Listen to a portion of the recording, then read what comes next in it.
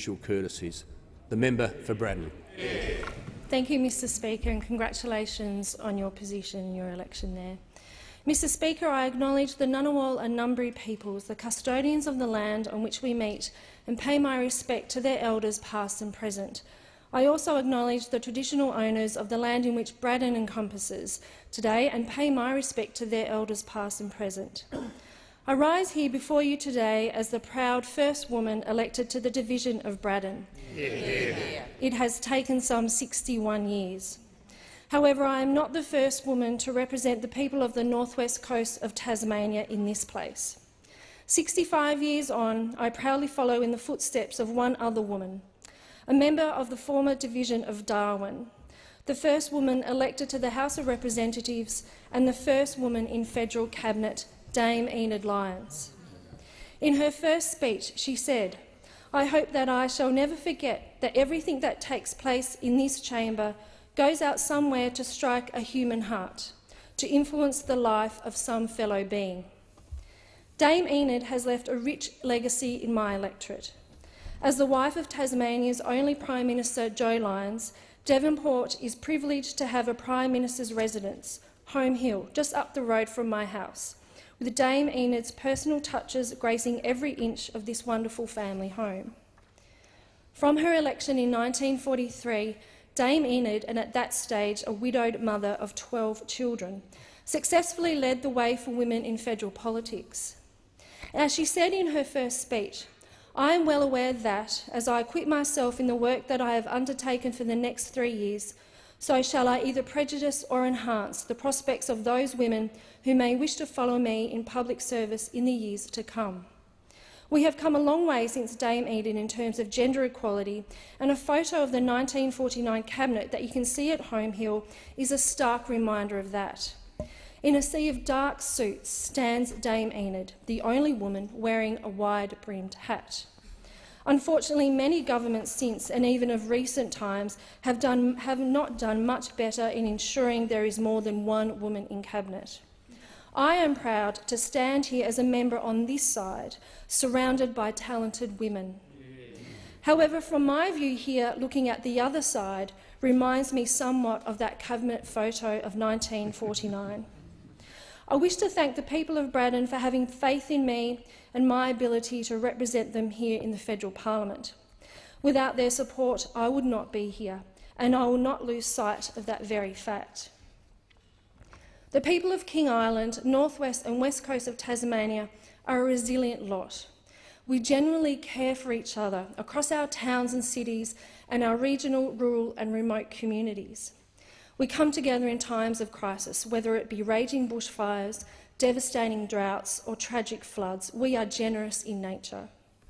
It is said there are 6 degrees of separation. I contest, and dare I say, that in Tasmania there's about 3.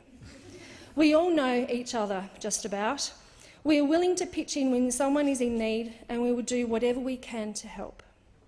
Imagine, if you can, deep, dark forests of the World Heritage areas of southwest Tasmania, pristine and still rivers that mirror the land and sky, wild beaches of white sand and oxidised boulders on the edge of the world, coastal and rural towns and cities brimming with friendly faces and built heritage, breathing in the cleanest air in the world, eating the best steak you've ever had from the grass-fed cattle, drinking the purest water and devouring the best vegetables from the richest volcanic soils. And for seafood lovers, delighting in the world-renowned salmon, ocean trout and shellfish. Our natural beauty, our wonderful, humble people and our innovative industries and products create our clean, green image. This is our competitive advantage that no other place can rival and which needs to be protected at all costs. We can have balance in what we do, how we interact with our environment, how we can have sustainable development, jobs, industry and business, trading on our competitive advantage, using the Tasmania brand to access markets many others cannot. To go to either extreme, to lock or unlock everything, can only result in damage to our reputation, our economy and our way of life. We are unassuming. We are unpretentious. We do not boast. Yet we should be shouting from every rooftop just how wonderful our products and our people really are. Yet as the years go by, others are doing that for us. I think that's what makes us so special. I believe I live in the best electorate in Australia. But I know the people of Braddon will tell you if you're doing something right, and they will tell you when you're doing something wrong. Whether on local or national issues, Braddon has been a marginal seat for 20 years. I would like to pay tribute to Brett Whiteley, former Liberal member, and Sid Sybon, previous Labor member, for their commitment and dedication to serving the people of Braddon. I would also like to thank Sid for his advice and guidance during the campaign. To know what we stand for as aspiring politicians, to articulate this to our electors, we must first understand where and who we come from. I am a twin to Damon, a boilermaker, welder, and born to Terry and Tresna. My mother, who is here today, spent most of my early childhood volunteering at the PNF and at the local Migrant Resource Centre. I thank her for instilling in me fierce independence and a touch of feistiness and a desire to contribute to my community. Thank you, Mum, for being there for me and my family over this campaign and for the sacrifices you made so that my brother and I had opportunities. I know I have made you proud. My father was a seafarer, a 10-pound pom who fell in love with the sea, joined the Merchant Navy and then became a steward on the Princess of Tasmania, the Empress of Australia and finally the Able Tasman, the passenger vessels connecting Tasmania to the mainland, on which he passed away at sea when I was 10 years old. He was a strong union man, and many of his past workmates have told me of his passion for helping others in the workplace, whether on the ship or on the wharf, regardless of what union or association they belonged, in order to make it a safer place and improving their work conditions. This was before the unions amalgamated to form the MUA, a union that I feel a deep connection to, a union and an industry that supported my family growing up, and a union that supported me during this campaign. I am truly honoured and hold deep gratitude to the members of the MUA for their belief in me and their passion fighting to keep an Australian shipping industry that supports so many families with stable work and decent pay. I would also like to thank the union movement, and in particular the CFMEU, AMWU, ASU, HACSU, SDA, CPSU, United Voice and CEPU for their support for me and for working Australians who are disgracefully and continually attacked by Conservative governments. In addition, many thanks go to Emily's List for their support of me and of progressive women in politics. My values of equality, fairness, equity and justice I know I received from my parents. These are the values that have and will continue to guide me as I make decisions on behalf of the people of Braddon. As an elected alderman on the Devonport City Council for nearly 7 years, my decision-making on behalf of the residents was based on these values. I believe most reasonable people share in these values. I have a vision for our country to espouse these values and how we interact with each other, how governments and institutions practice equality and fairness, and that we have a society that treats everyone as equals, regardless of who we are, where we come from, who we love. Is this a utopian world? I hope not. I want my children to live in a tolerant world. I want them to have choices, not barriers. As a University of Tasmania graduate in the mid-1990s, and at a time in Tasmania when many my age were leaving the state, I took the first job I could get, working in television. It was not glamorous. It paid terribly, but it was a job. I eventually left Tasmania, not because I wanted to, but because I felt I had to. I moved to Perth, WA to continue studying at Murdoch University, continue to work in television, and after 3 years was desperate to come home. Perth is a fantastic place, far too hot for me, but it's not Tasmania. I don't want my children, Ethan, Alex and Oliver, to feel they need to leave Tasmania to have opportunities. They are the reason I chose to contest local government elections. They are the reason I contested a state and a federal election. I want to be part of creating their future and the future of all Tasmanians. I do not look in the rear-view mirror, but always ahead. I live by the motto, where there's a will, there's a way. I thank my boys for their understanding of what I do, and that I may not be around as much now. Well, two of them here today, Ethan and Alex, dream big, as you can do anything. please do your homework and remember how important education is to your future. I love you all. Yet returning from Perth some 14 years ago, I never thought of being involved in politics. With bachelor degrees in geography and history, another in environmental impact assessment, and a postgraduate diploma in environmental management, I managed to secure a job with the then Environment Minister, Brian Greene, former Deputy Premier and now Leader of the State Opposition. Brian gave me the confidence to contest elections and gave me the priceless opportunity to work for the people of Braddon. He also gave me the opportunity to work overseas, allowing me to return to my job when I needed to come home. It was in London, working for the British Civil Service in the areas of constitutional affairs and at the time of the London bombings, that I met my partner Richard some 11 years ago. I brought him back to Tasmania with me, and with that I gained an extended family across the oceans in South Africa. Thank you, Brian, for your faith and belief in me. Brian, Senator Carol Brown and former Senator Kay Denman said about 8 years ago to me that I would be a good parliamentarian. I hope I proved them right. I've seen the best and worst of politics, and the latter does have a lasting impact.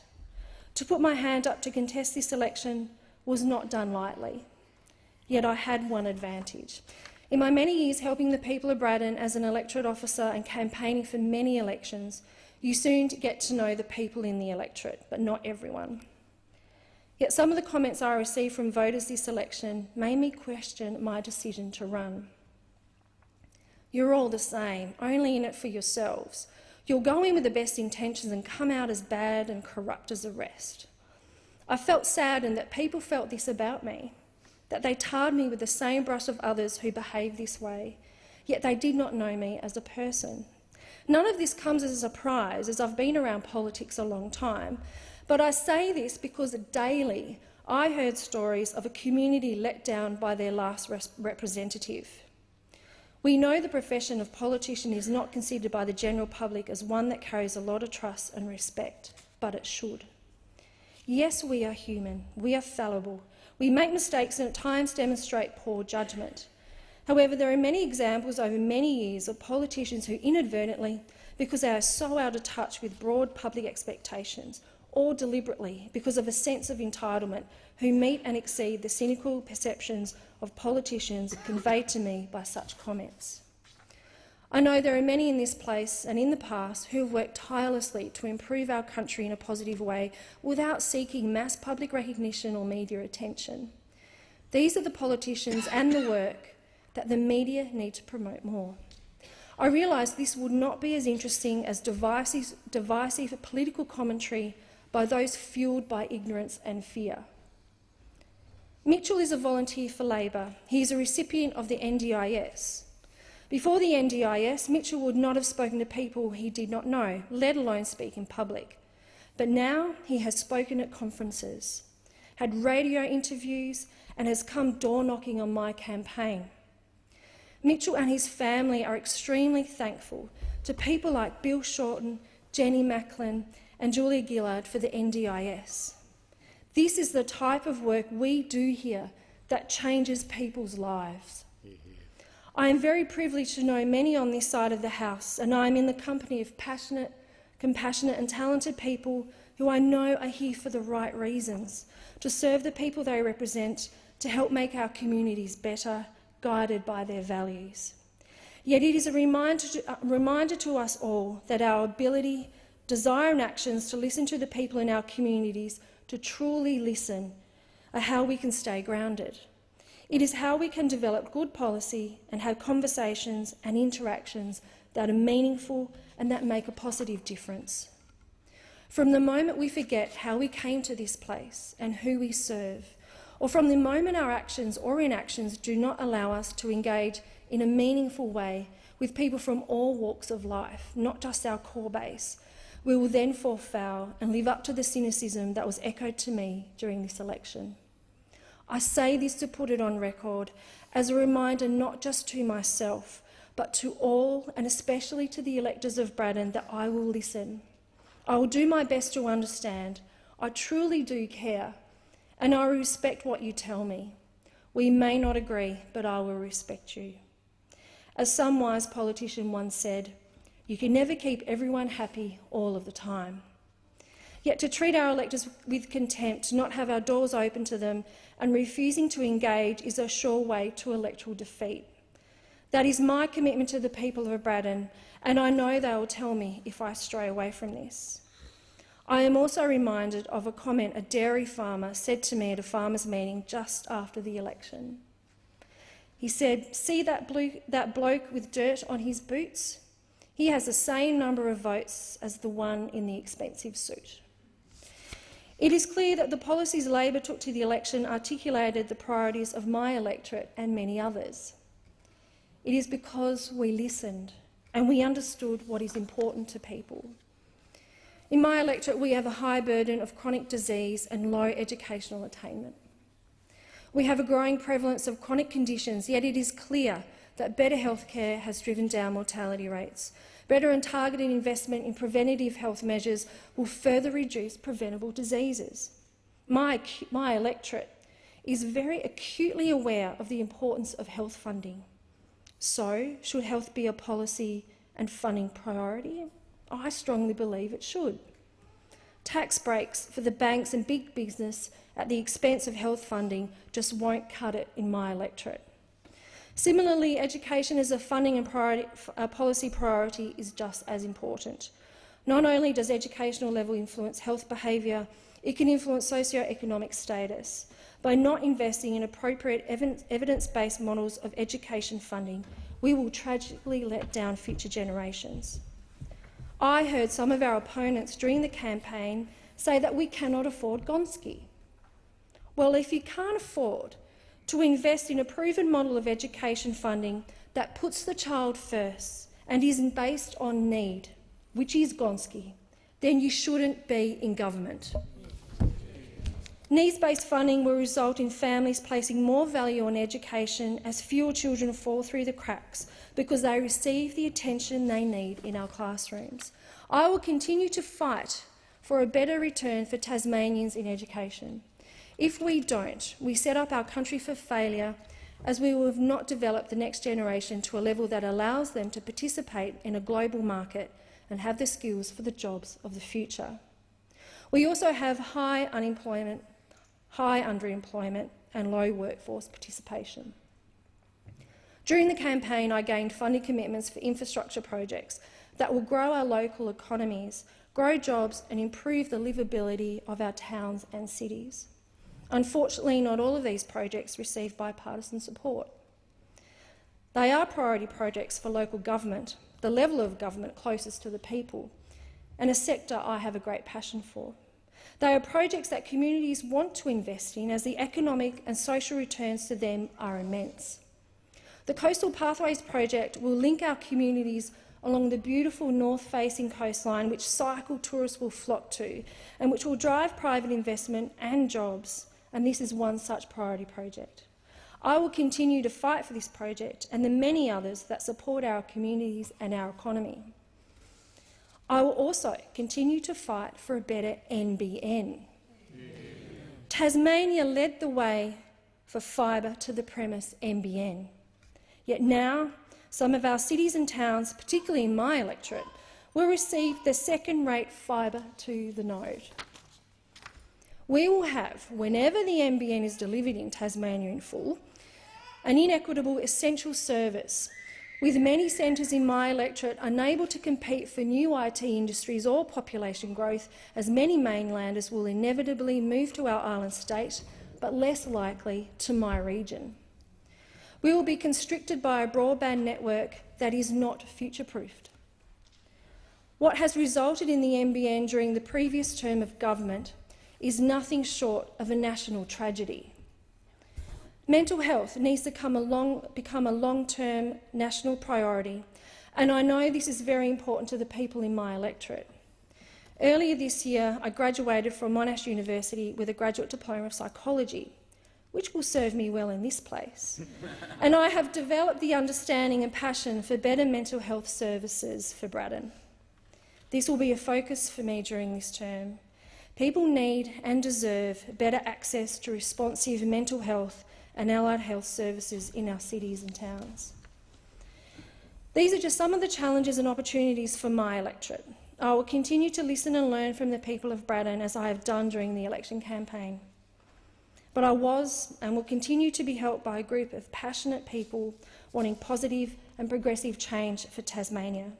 Without their help, I would not have been able to communicate and interact as broadly with my community.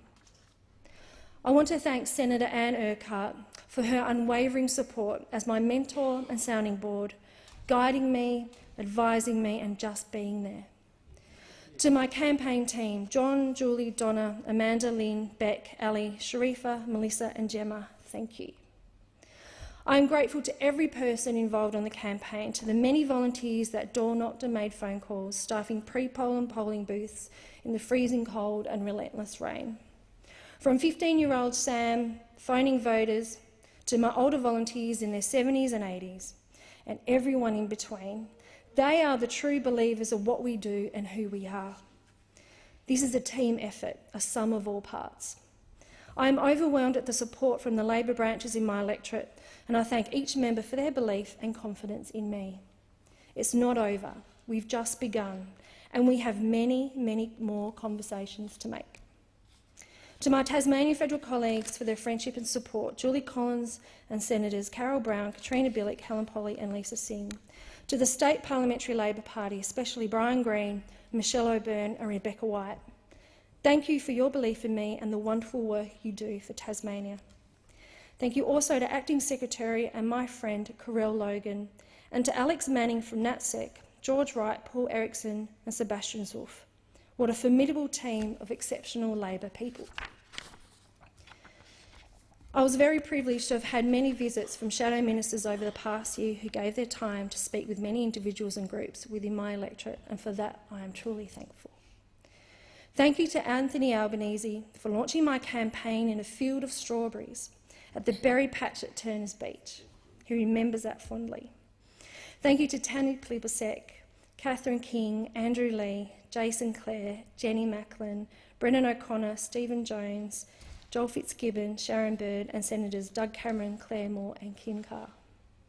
And of course Bill Shorten, who's not here at the moment, but you visited my electorate a number of times. You demonstrated a keen interest in and a commitment to regional Tasmania and its people. Thank you. I would also like to thank my previous colleagues in local government and at Devonport City Council and thank them for their support and their friendship despite our political differences. I gained a nickname at Council, VS, the Velvet Sledgehammer. I hope I can live up to that reputation in this place when I need to be a strong voice for the people of Braddon. And finally, thank you to my staff, my wonderful friends and of course my family here and in South Africa. Mum and my stepdad Ray, thank you for your belief in me and all you do to support my family. To the Keay family, and it's K-E-A-Y, pronounced K, not Key, in New South Wales and beyond, thank you for telling me my dad would be proud. Then I'm a chip off the old block. It means so much for me to hear that. And to my partner Richard, who cannot be here today, thank you for coming on this journey with me. It may not always be a straight or flat road that we will travel, but it will be one of hills and gullies, of richness and opportunities, of challenges and obstacles, but together we will have a great journey. Thank you, Braddon, for the opportunity you have provided to me. If we have belief in what we can achieve, if we tackle our challenges together head-on, we can continue to be proud of who we are and we can grab with both hands as many opportunities to advance our piece of paradise. Thank you. Well done, Sledgehammer.